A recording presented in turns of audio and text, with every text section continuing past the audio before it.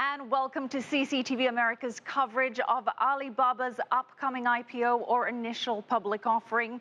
The Chinese e-commerce giant has been rising a huge wave of demand.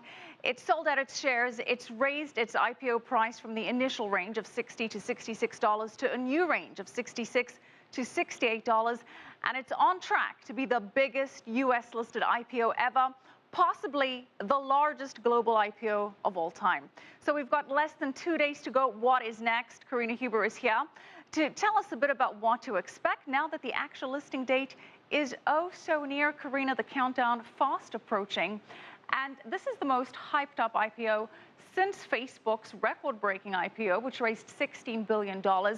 But that's probably where Alibaba would like the comparisons to end. Good point. Absolutely, Michelle. I mean, the listing here for Facebook happened at the NASDAQ, and there was a trading glitch that really set things off on the wrong foot. So not a lot of people liked the Facebook IPO, and definitely Alibaba doesn't want to replicate that. So sources are saying that one of the reasons they chose to list at the New York Stock Exchange instead of the NASDAQ is because they weren't confident that the NASDAQ could handle just a large volume of shares that are going to be traded on Friday. But to be fair, the NASDAQ really has said it's made a lot of changes since Facebook, so that it doesn't have another event like that. But it seems that ultimately Alibaba just didn't feel confident enough. And so now we've got more on how Alibaba's listing compares and contrasts with that of Facebook as Alibaba gears up for its big Friday day.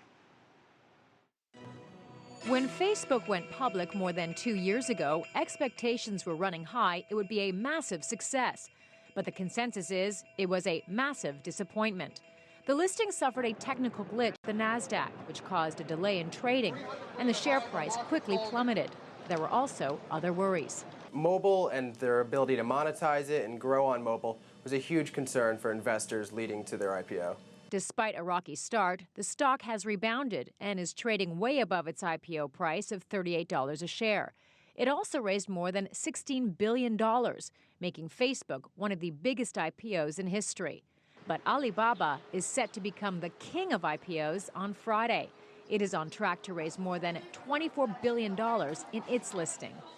Unlike Facebook at the time it went public, Alibaba has a proven track record for being profitable, and it still has lots of room to grow in the Chinese e-commerce market, which is what makes it so attractive. With the revenues up 52% year over year last year and more profit than eBay and Amazon combined, it's a tremendous startup still.